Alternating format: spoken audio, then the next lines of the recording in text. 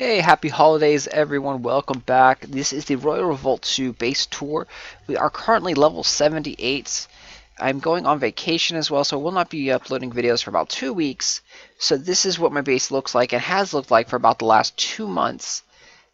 We have a modified straight base, which was attempting to get trophies or attempting to get gems because it's all focused DPS right around this area. So as you rush up, you're just not having any chance to heal and recover. And then you just have this long path over here to delay and stall the opponent. It actually probably would be better to move that one back. So again, these are just there to stall and delay the opponent. You want to keep the blockades, barricades as far apart from each other so they can't double hit any of them. And then as you go up, you have your main focused DPS area. Straight bases are actually really effective at getting gems. They're also possibly could be called trap bases because they look easy, but they actually are very difficult if these towers are high level. And they work if you have a little bit lower trophies. So like right now we're at 3,700 trophies. These players are very, very strong. They can go through most bases without scrolling. If we were to drop down to like 3,300 trophies, you would get a whole bunch more gems from our defenses because those players would think our base looks easy and then they would die like right around here or right around here and they'd be like, ah, damn. And then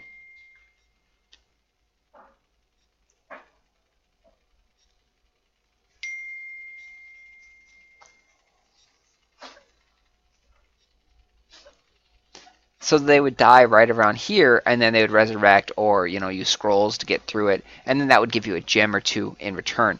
So we'll take a look here. Most of the blockades and the barricades are maxed level. The blockades, we're still working on them. They're about 10, 11 for most part.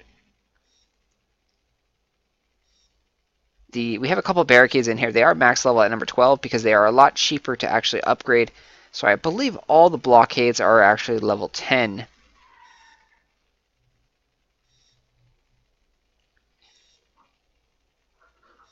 We have one level 12 blockade there. Then for towers, what we did is you really want to focus on having one or two like super strong towers. So we have most of our firebolt towers and skull towers around level 4 currently, and then there's a couple that I believe are level like 6. We have two snake towers, one level 8 and one going up to level 7 currently. We have a level 7 firebolt tower there. We have a level 6 firebolt tower there. Level 5 skull tower. Then we have one little level 11 arrow tower just because I haven't upgraded anything else. Then we planted some towers up here on the corners. And that's to allow because the castle gate itself is actually a very, very formidable opponent and does a lot of damage. So the castle gate does a good amount of damage now. You can see it does 549 damage, piercing damage per second. So that's a pretty large amount of DPS that the castle gate can do. When you combo that with having towers on the side over here, that especially they do burn damage as well, that's a lot of DPS. And then you have your troops that are coming out of here. So that's why we put these towers on the side over here. And it works out alright. And I mean, especially better in the lower levels. Again, higher up, they're more knowledgeable and they understand base layouts and tactics. So we'll take a look here real quick at the defenses, how this has worked out for us. Like I said, a lot of 100%s, a few defeats. We haven't, unfortunately, got many gems, again, because we are too high in the trophy leaderboard. If we were to drop down, we would end up attracting more players that are weaker and that they would be using gems on us. So that is part of the reason why I like to stay lower in the leaderboards than what I potentially could really be. Because I have been in the top 100 and, I could probably stay in the top 100 if I wanted to. The other reason that I don't stay in the top 100 is the fact that to do that, being a low-level king, like level 78 to be in the top 100 is a very, very low-level king. and your stats aren't up to par with everyone else's, so you're going to have to use like a scroll of fights. And that may not seem like much, but that's like 1 scroll minimum a fight. You may have to use 2 scrolls, which then you're using like 20 gems plus a fight. And every fight that you do, that's 20 gems thrown away, wasted. And you really don't want to waste your gems like that, especially with alliances and upgrading your alliance tower, and then also using them for gold shields. So you really, really don't want to waste gems on fights. So it's better to stay lower in the trophy leaderboard and then farm gold. And then when you're really, really like kind of like your base is set up and completely finished, then head up into the leaderboards. So these are all the landscapes that there are. We don't really purchase any of these guys. This is another use for your gems, but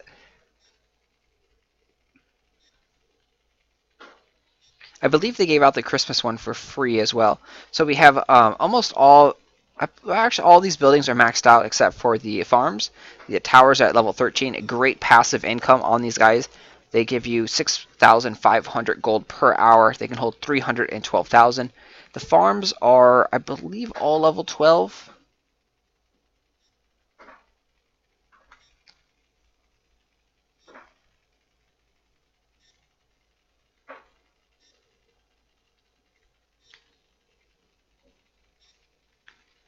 Our Castle Guard has a lot of work to do. We are still only level 8 on our Castle Guard. There's no reason to really upgrade it. It just gives you increased max level for your waves.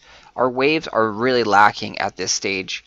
We only have level 9 on that guy. And level 9 on that guy. And you can see this is what we're using for defense setup. I actually need to change that. That's too many frosters. That was for a testing purpose. Interesting.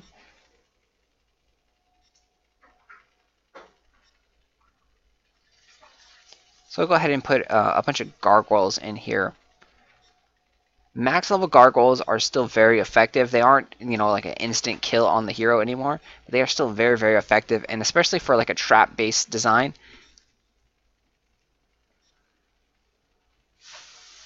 We also have elite boosts. So those things, they don't affect the gargoyles, but they affect like the knights, the paladins, the cannons. And you're going to see a lot of different defense combinations using those elite boosts. And they also buffed the werewolf dramatically. So I have a feeling that you're going to see a lot of werewolves in the higher levels, because I fought several opponents, and the werewolf in there seems to be a lot harder to deal with now than he was before. He's not invincible or godlike, but he is still very, very damaging. And you see, we put a lot of archers in here, and the reason we do is because our cost is extremely low. We only have 22 morale points, so we can't spend a lot of big costing units. So we end up putting a lot of low costing units, and the archers have extremely high DPS. They do roughly around 500 damage per second, and when you have 5 or 6 of them together, that is a lot of damage just dealt on the hero, and they are also a ranged unit, so very, very effective at taking down the hero.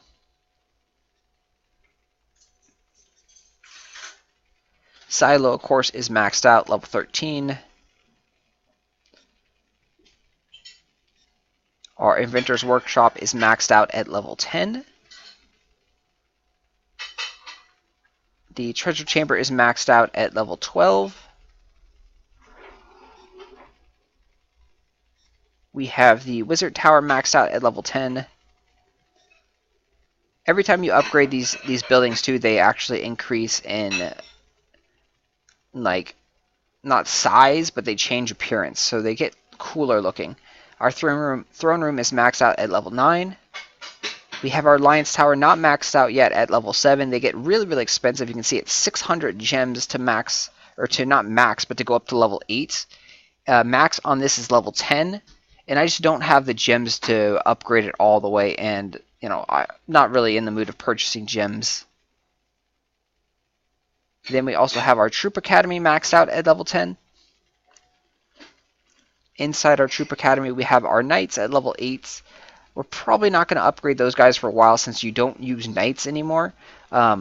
Those could be really, really effective, though, in the lower levels if We don't know when this is available because it's 2.5 million. It's not that expensive. It's only 2 days. It gives them a nice significant increase, and I believe there's also another level to level 10 on there for the knights. So we have archers at level 10 maxed out because I like to use them in offense and defense. And you can see it's 622 piercing damage with 1280 HP. And then there's also an elite boost that you can have activated sometimes. And they'll actually boost up the archers around 25% HP and 8% or 10% damage increase with blunt damage on that. So the archers are very, very strong. And they're also cheap and effective to use. You can use them for a lot of different situations. I love archers. We have paladins here. They just got an upgrade as well. The new max level, I believe, is in level 9. We haven't upgraded them to max yet because we have just other things to do. And 4.5 million is very expensive. We have max level ogres here. The froster, we are still slowly working on upgrading our frosters. I believe the froster is max level 9 now. We have cannons, and cannons max level is 7. So this is a brand new upgrade as well. Eventually, this is what I want to get next and upgrade the cannon. The cannon is one of my primary offensive weapons, and I love the damage output of these guys. They also have an elite boost as well that will boost up more damage and more HP on the cannon. We do not have it unlocked yet. You have to have an alliance at level 21 to get that. So we are still ways away on that. I think our alliance is only level like 11 or 10. Pyromancer is maxed out at level 6. The Mummy is maxed out at level 4. And I love the Mummy. I use him on offense a lot. He also has the AoE stun effect. And he instantly summons next to your hero. So that's a huge benefit. Our blasters, we really haven't touched the R blasters because I've always been a fan of the archers, and the R blasters just cost way too much. No question about it. The R blasters are incredibly powerful. They have added range, which makes them way more useful than the archers in certain situations. The archers are 4.5 range. The R blasters here are 5.5. So that means they take less damage because people have to get closer to hit them, and they can shoot from further distances.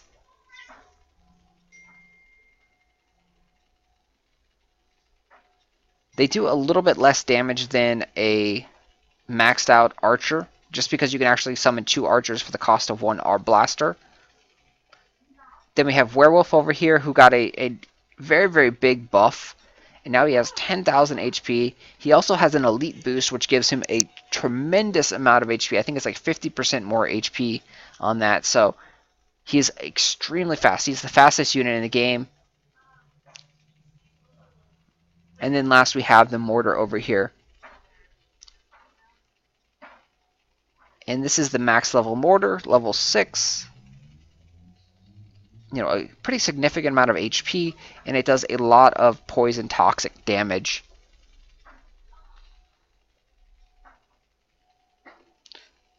Then finishing up, we will look at the spells and the armor here. We upgraded the Hammer Strike up all the way up to level 10 because that was a spell that we used a lot in the beginning of the game, and it is extremely cheap to level.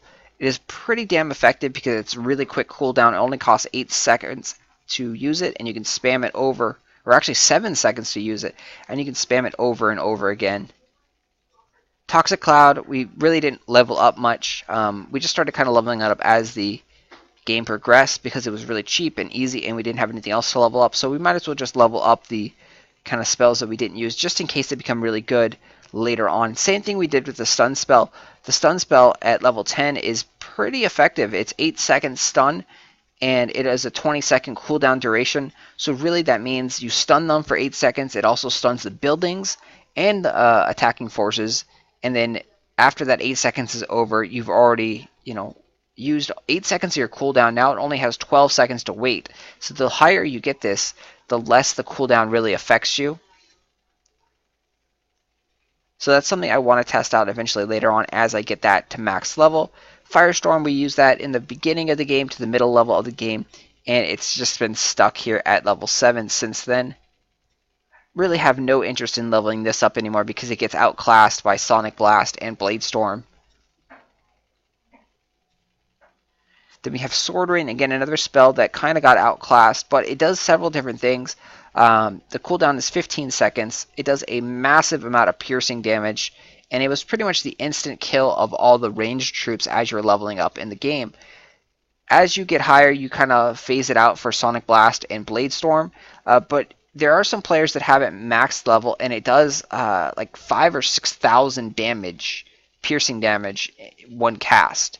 So they're saying it pretty much kills an ogre in one shot, which is impressive on its own feat.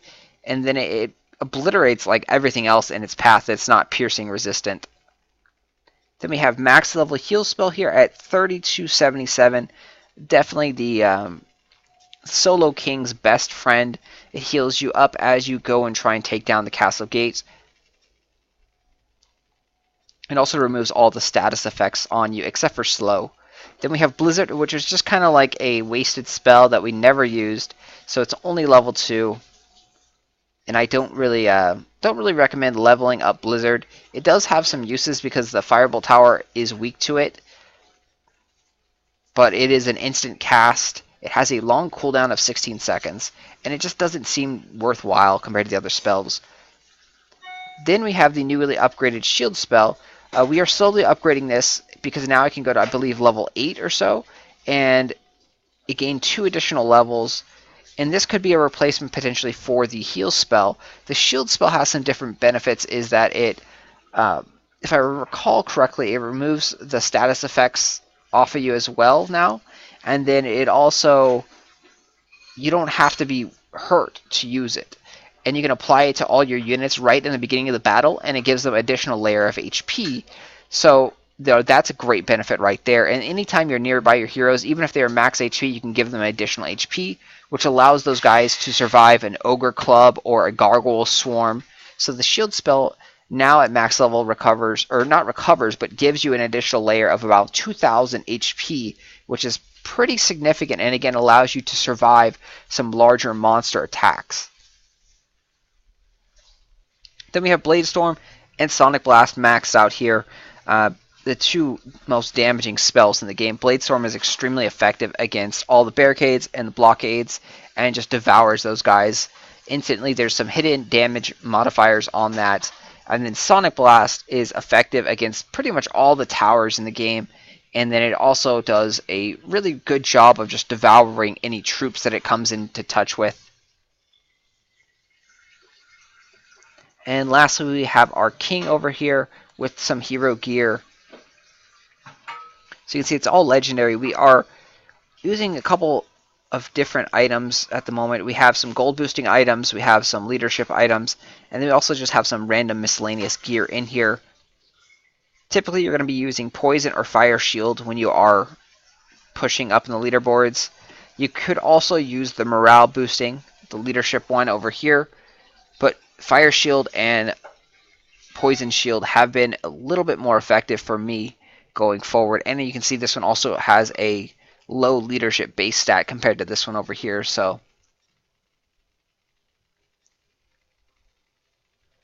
for the cape, we only have a legendary gold boosting cape.